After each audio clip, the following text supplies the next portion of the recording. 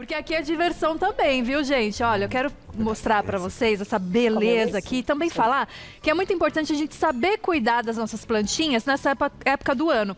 Mas, além de tudo, saber qual planta você comprar, qual floresce agora no inverno, para manter a sua casa linda, colorida. E eu recebo ele, André Arósio, que é arquiteto e paisagista. Olá, seja muito bem-vindo, André. Tudo bem? Tudo certo? Melhor agora, porque não tem como não ficar bom com essas plantas maravilhosas. Exatamente. Como traz alegria, né? Trouxe tanta cor aqui para o Programas Mulheres. Você Olha só que mudou incrível. o ambiente. Exatamente. Você arrasou, tá tem de uma parabéns. energia junto maravilhosa, né? Muito bom. Então, tem muitas plantas que, na verdade, elas se escondem ali no frio, né? Elas entram ali num período de dormência. O que é isso? Elas param de dar flor, às vezes elas não produzem mais folhas, ficam quietinhas ali por conta do inverno.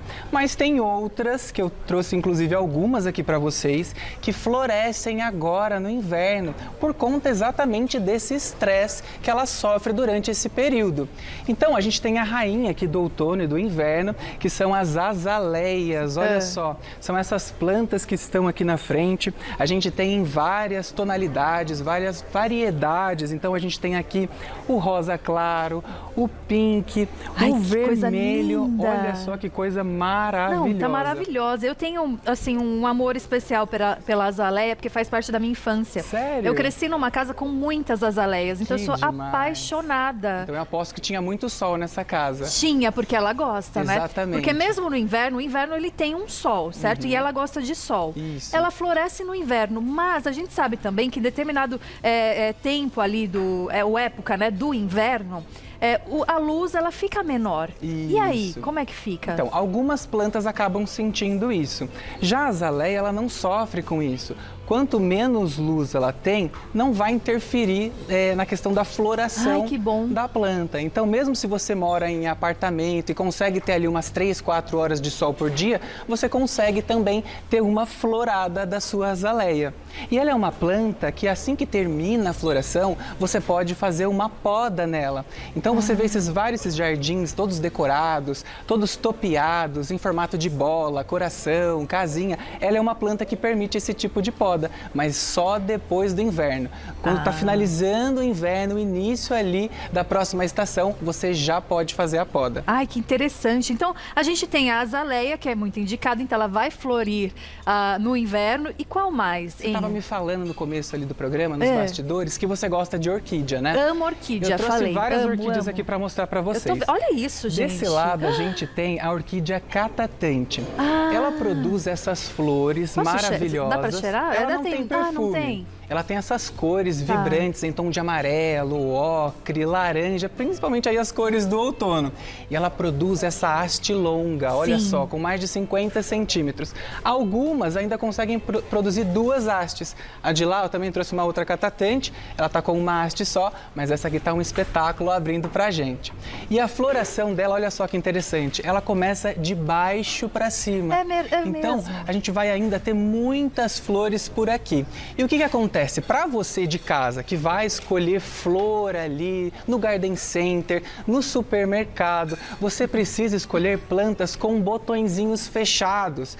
Por quê? Quando você começar a trazê-la para casa, os botõezinhos vão começar a desabrochar dentro do seu lar. Ou seja, você vai ter um tempo de floração maior dentro da sua casa. Agora, nem todas as orquídeas florescem no inverno, certo? Exatamente, nem todas conseguem florescer, mas eu trouxe mais uma para você que gosta de orquídea. Quero! Olha só, essa é clássica também do inverno, a orquídea chuva de ouro ou orquídea bailarina. Essa eu tenho. Sabe por que ela carrega esse nome popular de orquídea bailarina? Por quê? Se a gente olhar aqui, olha só, aqui no labelo dela a gente tem um vestidinho, eu não sei se a câmera consegue pegar aqui, deixa eu virar aqui. Olha só, desse lado aqui a gente tem um vestidinho e aqui a gente tem os bracinhos da bailarina e a cabecinha dela aqui em cima. Então, popularmente, ela é conhecida como orquídea bailarina também. Então, eu só conhecia como chuva de ouro. Chuva de ouro.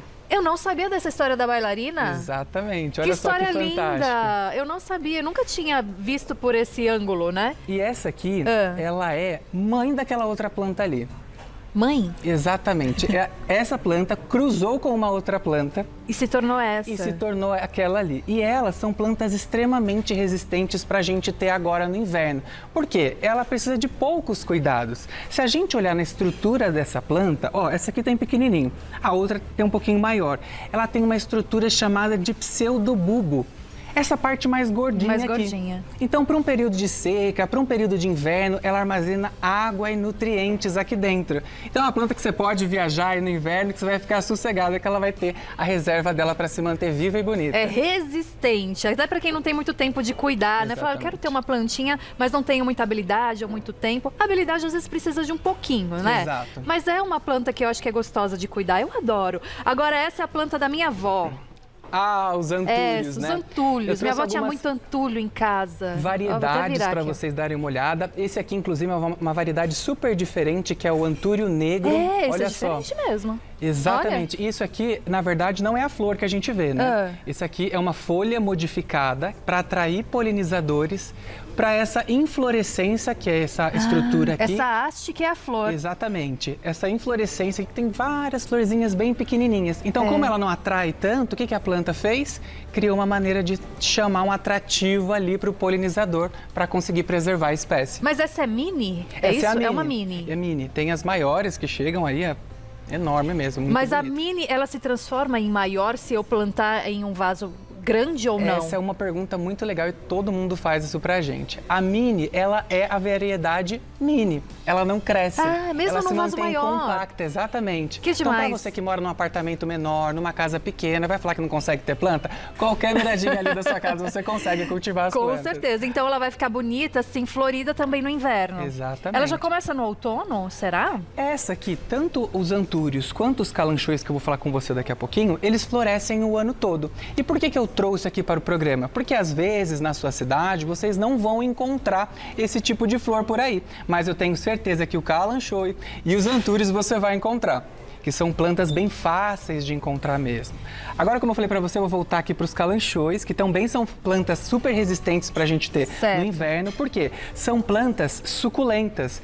Então, se a gente apertar aqui, olha só, as folhinhas dela, toda a estrutura da planta também tem essa reserva de água. Ela é considerada uma suculenta? É uma suculenta também. Olha só. Olha só, tanto que você pegar uma folhinha aqui, você consegue multiplicar ela também. Essa eu não sabia. Exatamente. Ela é chamada de flor da fortuna ou planta da fortuna? É assim também. Que eu conheço, da fortuna. Exatamente. A gente até coloca algumas moedinhas aqui, rega o dinheiro para ver se ali, ó, multiplica. Tem várias coisas que as pessoas fazem, né? Mas olha só outra coisa interessante também, porque aqui a gente tem um calanchoe e uma calandiva. Olhando assim, parece duas plantas bem parecidas, né? Realmente. Mas aqui teve uma seleção natural dentro da produção, onde essa planta aqui, que é o calanchoe, que ela produz apenas flores com 4 pétalas. Olha só, se você olhar bem de pertinho, a gente vê a florzinha com 4 pétalas. No meio ali da produção, a gente descobre essa outra planta aqui com muito mais pétalas e essa variedade de cor. Como é bonita. Então, o que o produtor fez? Separou e começou a multiplicar. E como eu falei para você, ela se multiplica muito fácil, pela folha, por qualquer pedaço da própria planta, a gente consegue multiplicar essa plantinha. Mas por que ela surgiu ali no meio? Mutação natural, você acredita? Aconteceu essa mesma coisa com a zamioculca. A gente tem a zamioculca tradicional verde, né? E aí lá no meio da estufa surgiu a zamio black, uma planta que nasce com a folha verde e à medida que a folha vai amadurecendo, ela fica totalmente preta. É a natureza que continua criando ali pra gente, né? Que trazendo novidades. Ai, que maravilhoso. Olha, eu tô vendo, como é o nome dessa mesmo? Essa aqui são as begônias. Begônias, obrigada. E se você olhar aqui, ó, parece um buquê pronto, né? A gente vira ela assim, ó. Já dá pra fazer um casamento. Eu vi que você tava querendo ser a noiva ali. Na festa junina já tem um buquê pronto. Já tem um buquê de begônia. E é verdade, é gostoso falar begônia, né? Um nome bonito, as begônias, né? Não é gostoso só falar, mas também é gostoso consumir. As flores da begônia são pra gente comer também. É uma punk, planta alimentícia não convencional. Só que essas aqui, elas não foram cultivadas de forma orgânica, foi feito na produção em grande escala, então essa eu não aconselho você comer.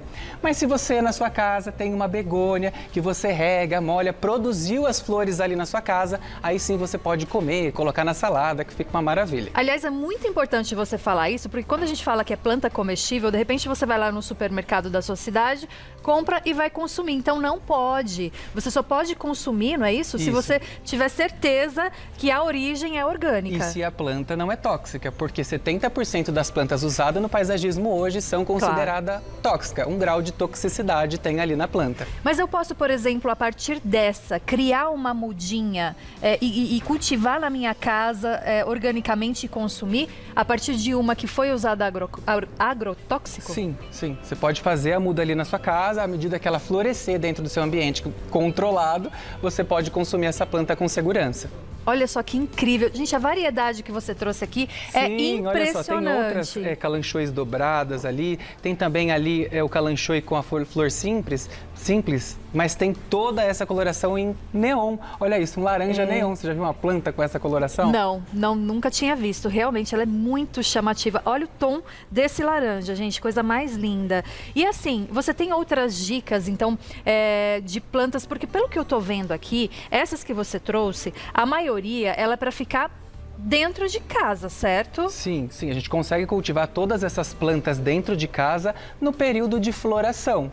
Depois que terminou a floração, a gente pega essa planta e volta ela ali para o lugar onde ela estava, onde ela recebe o sol. Por exemplo, a azaleia, ela é uma planta que precisa de sol.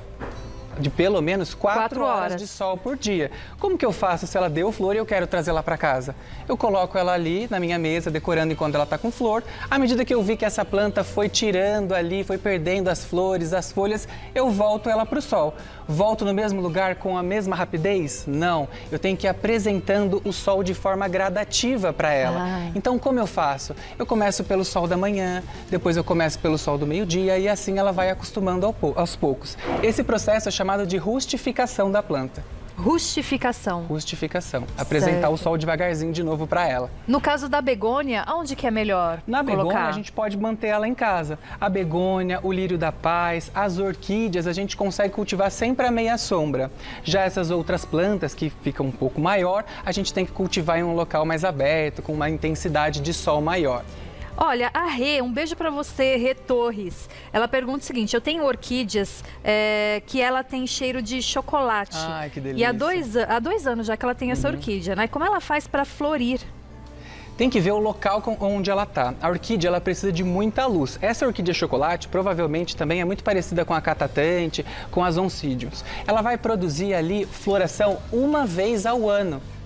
Então, se você ficar, ai meu Deus, a minha planta precisa florir, uma planta precisa florir, ela calma. Porque o que acontece? A gente esquece que a flor é o meio de reprodução da planta. É toda uma gestação ali da flor, ela vai gerar a florzinha, aí ela precisa ser polinizada, gerar a semente para depois gerar uma nova muda. Também não é legal ficar forçando a bichinha, então, não é né, ideal gente? o tempo todo ficar induzindo ali a planta ela precisa ter um período de descanso para sim soltar uma haste longa com muitas flores, porque senão ela vai florir de novo. E de repente é legal você fazer aí uma mescla de flores que florescem em cada época do ano. Sim. Porque aí você vai ter sempre uma ou outra que vai estar florindo. E com cores, formatos diferentes e perfumes como a orquídea chocolate. Olha que maravilhoso, eu amei essa seleção que você trouxe aqui pra gente. Volte mais vezes. Com certeza. Por favor. Pode contar. Olha, daqui a pouquinho tem as dicas pra vocês. A Pamela vai estar aqui junto com o profissional, com o Flávio. E aí como regar, adubação, tudo direitinho ele vai explicar pra vocês. Aqui é só pra vocês saberem que planta, né? Que flor que você pode ter para florir a sua casa no inverno. E eu amei. Muito obrigada, viu? Chegou o momento prático da atividade. Como regar essas plantas no inverno, como cuidar dos fungos, como identificar se os fungos estão ou não estão nas minhas plantas. Vamos agora conversar sobre isso. Seja bem-vindo. Um prazer recebê-lo. Vamos lá, Flávio, que é o Flávio Santana, que é biólogo e paisagista, trouxe aqui pra gente algumas plantinhas que não estão muito bem. Hoje não, a bancada do André estava mais bonita. Tava linda a bancada dele. Essa não. Tem essa talvez. Que até enganam aqui, né? Mas talvez a turma de casa se identifique, não Sim, é mesmo? É importante a gente saber identificar o problema para a gente poder controlar ele antes que fique maior, né? No inverno, a gente tem temperatura do nosso corpo, a gente vai regulando sempre. A gente tem uma temperatura constante no corpo. As plantas não. Então, quando abaixa a temperatura, o metabolismo delas cai, elas param de crescer, elas comem menos adubo e elas tomam menos água. Então, diferente da gente, que apesar de termos menos sede, precisamos de água da mesma forma no inverno, as plantas não precisam de tanta água? Exatamente. E aí a gente esquece disso. A pessoa pega um ritmo, por exemplo, eu adubo, eu rego essa planta 2 vezes por semana. E aí no inverno eu tenho que diminuir isso. Eu diminuo quanto? Você diminui olhando sempre no substrato. Antes de fazer uma rega, a gente coloca o dedo no substrato para sentir se ele está molhado ou se ele não está, se ele está seco. Esse aqui está seco, ele está precisando de água, esse então. Está seco. Essa é uma planta saudável. Essa aqui não muito. Parece que ela está saudável, ela não está parece? bonita, as folhas estão Tá verdes. bonita. Como eu sei que ela não está saudável? Ó, tá vendo que ela tem a folhinha durinha, crocante, ó? Parece que se você apertar muito, ela até quebra. Essa aqui tá murcha. E aí você olha a sua planta, nossa, minha planta tá murcha. O que será? Falta d'água. Murcha, a pessoa sempre pensa. E se você coloca o dedo no substrato, ó, ele tá ensopado, o dedo sai sujo, tá com muita água. Então isso aqui é um sintoma de que essa planta já tá com fungo. Nesse caso, é um fungo que apodrece a raiz da planta. Então, esse aqui não tem muito como a gente tratar. Nossa, ele e ela já parece comeu. tão bem. E olha quanta flor. E provavelmente ela nem consiga abrir essas flores, porque ela não vai ter hidratação suficiente, porque a raiz onde pega a água, ela tá toda podre aqui por excesso de rega. E isso acontece nessa espécie ou em outras Pode espécies acontecer também? em qualquer planta. Eu trouxe vários exemplos aqui, ó. Tem uma orquídea Phalaenopsis. Tá vendo? Não sei se a imagem pega bem, mas aqui no miolinho, ó, a gente consegue ver que ele já tá bem pretinho Bem aqui ao centro. e já tá podre. Isso aqui também é um sintoma de um fungo por excesso de água.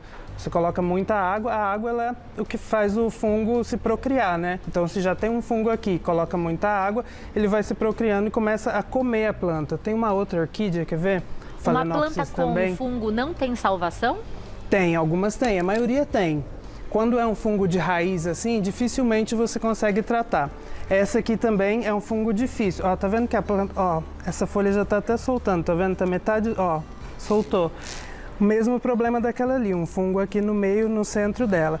Essa begônia aqui, ó, se essa a gente olhar, consegue ver com mais essa clareza, a gente consegue né? ver, ó, tem umas Pelas folhinhas folhas. com pintinhas.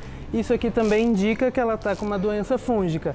Nesse caso aqui, a gente consegue salvar essa planta. E eu trouxe até uma mistura caseira para a gente fazer, que pode aplicar nas nossas plantas, pode aplicar em planta comestível até na sua horta, que funciona bem e vai salvar a planta do fungo. Que legal, vamos ensinar então?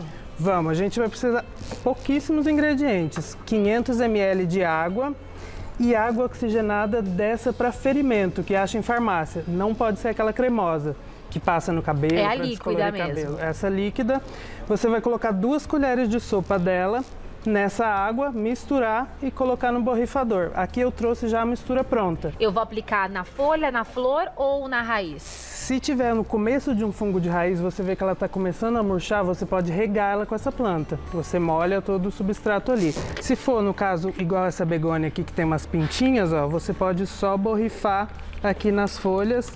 A gente vai fazer essa borrifada sempre de manhã, porque ela vai ter o dia todo para secar. E eu faço com que frequência diária? Vai usar essa mistura uma vez por semana, até você notar que as folhas pararam de ficar manchadas. Essa mancha não sai mais, mas as próximas folhas ela já tem que nascer sem mancha. Ela E vai você ficar uma disse que eu cicatrizinha. posso utilizar essa mistura também em plantas comestíveis, mas Pode. aí eu não posso comer imediatamente. Não, aí você aplica e uns 5 dias depois você já pode colher e já pode comer. Porque essa água oxigenada, ela se degrada muito rápido, o oxigênio dela evapora e aí o que sobra ali é só água. Então não é tóxico essa água oxigenada para ferimento, aquela cremosa não Sim. pode. Uma pergunta, ó, porque se a gente colocar lado a lado esta planta que você disse que não tem mais salvação e essa, aqui eu diria que é uma planta mais saudável do que essa. Exato. Quando eu enxergo fungo na folha, quer dizer que está em um estágio inicial, diferente de quando eu vejo já uma folha como essa, que não tem nenhuma marca, mas Não. ela não tem mais movimento? Ou não é uma tem regra? nada a ver, porque existem muitos fungos. O fungo é um ser vivo, né? Então existem vários tipos de fungos e pode ser um fungo diferente para cada planta. O fungo dessa planta aqui, ele entra dentro dos tubos que conduzem a seiva da planta. Então ele come a raiz ali, ela não tem como pegar nutriente, ela morre por falta de nutriente.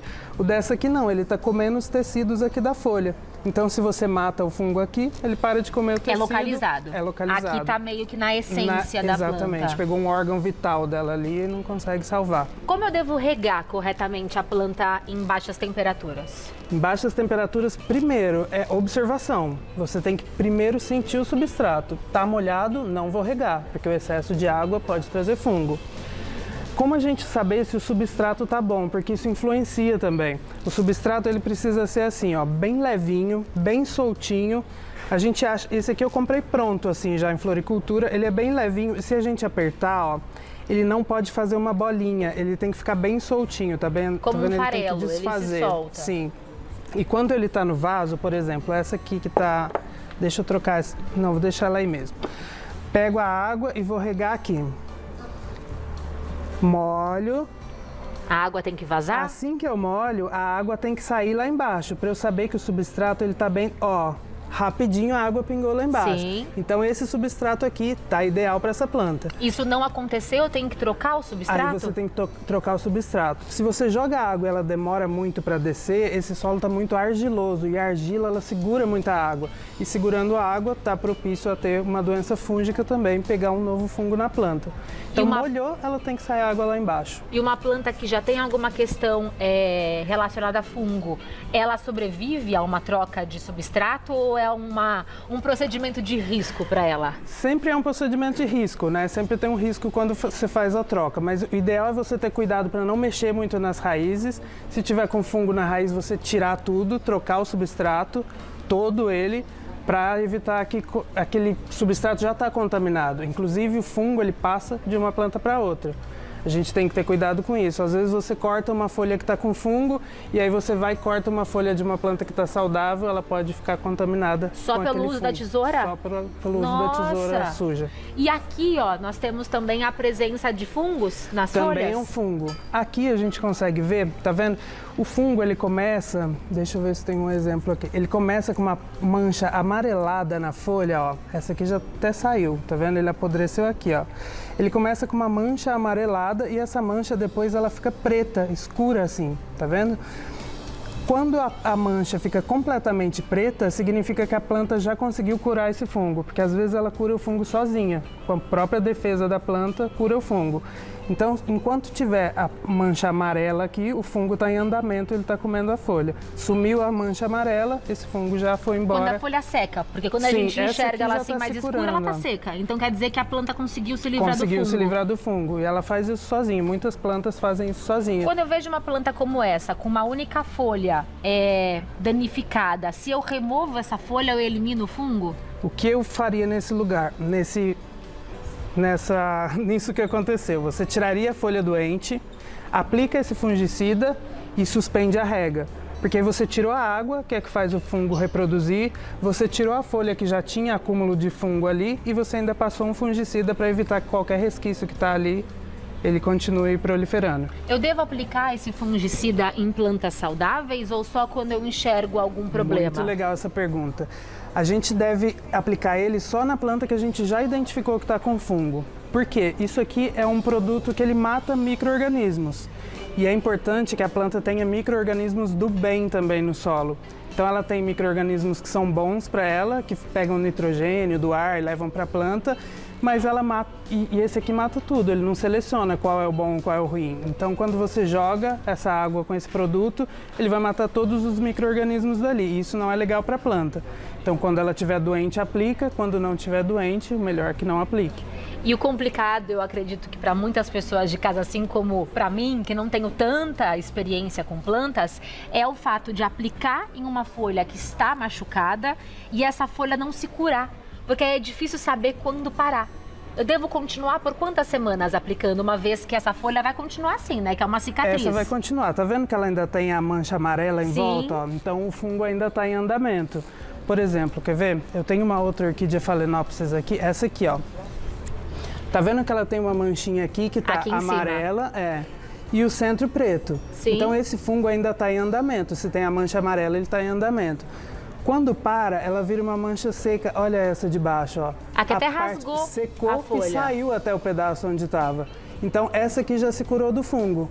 Então, quando eu começar a aplicar o fungicida aqui, que essa mancha ficar inteira preta ou até um furo assim, Eu paro. eu paro. Eu paro. Exatamente. E nesse caso, que as folhas estão danificadas e algumas bem secas? A mesma coisa dessa jiboia pendente. A gente pode tirar essa folha aqui que está doente e colocar o fungicida na planta e suspender a rega e ficar sempre de olho. O excesso de rega vai fazer o fungo continuar se proliferando. Um outro problema que nós enfrentamos em baixas temperaturas é o vento. Eu devo proteger a minha planta do vento ou o vento não é prejudicial para ela? Ele é prejudicial, mas o ideal é a gente não ficar trocando muito a planta de lugar. Se você tem uma planta que suporta vento, por exemplo, uma espada de São Jorge, você pode colocá-la num lugar com vento que ela aguenta bem. Agora, se você coloca uma begônia no lugar que tem vento, ela vai desidratar, vai secar as pontas da folha, vai ficar toda feia. Então, o ideal é você já escolher uma planta certa para cada ambiente que ela suporta. Uma planta que não suporta vento, você não põe ela no vento nunca. E uma planta que pode ir ao banheiro, mas nós sabemos que é um local mais úmido e que tem mais tendência a ter fungo. Se ela apresenta um fungo, eu retiro do banheiro ou eu trato e cuido dela no mesmo local? Trata dela no banheiro, porque tem dois tipos de umidade, a umidade do solo e a umidade do ar. Mesmo que a umidade do banheiro seja bastante no ar, é importante você não encharcar o substrato. Então, se tiver o ar úmido, mas o substrato estiver seco, ela não vai ter um fungo. E tem alguma planta que é mais característica de apresentar fungos nessa época do ano do que outras, ou todas estão... Não, todas estão suscetíveis. Abertas a isso? Todas estão abertas. Então é atenção, observação, cuidado. Observação mesmo para ver se tem sintoma. Pra gente, quanto antes a gente vê que tem uma manchinha, fazer a aplicação de fungicida, mais chance da gente recuperar a planta. Muito obrigada pelas dicas. Imagina, obrigado você. Serviu de alerta. E você encontra mais informações no @amora.jardins. @amora.jardins. Até a próxima. Muito obrigado. Obrigada. Até.